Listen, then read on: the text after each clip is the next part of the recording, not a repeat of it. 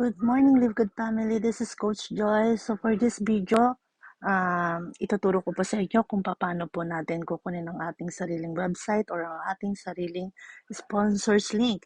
Wherein, yun po yung isi-share natin sa mga tao na gusto rin gawin ng Live Good business katulad natin. Alright? So, for this video, I'm using a smartphone, no? So, naka-iPhone po tayo.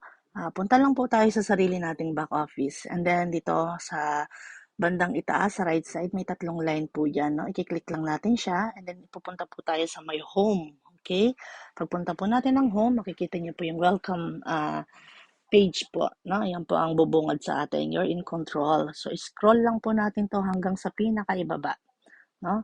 May makikita po tayo rito na multiple websites sa bandang ibaba. No? Ito pong Powerline landing page. No?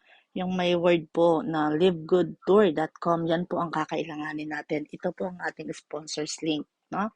No? I-long press lang po natin ito. Yan. And then, lalabas po yung ganito. Click po natin yung copy link. And then, copied na po yun, no? So, pupunta lang po tayo kung saan po natin gustong isend yung ating link.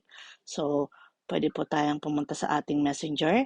So, for this tutorial, I will send my sponsors link to my mother, no? Punta po ako ng messenger ng mother ko. Doon po sa may chat box, no? Doon sa may message area, i-click ko lang po yun, itatouch ko lang yun.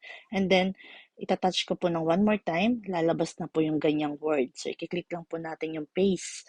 And then, boom, ayan na po yung pinaka-sponsors link ko, no? And then, isasend ko na po siya. So, ganito po yung magiging itsura ng sponsors link kapag sinend po natin sa messenger. Ayan, I hope meron tayo natutunan for this video. Again, this is Coach Joy. Thank you for watching.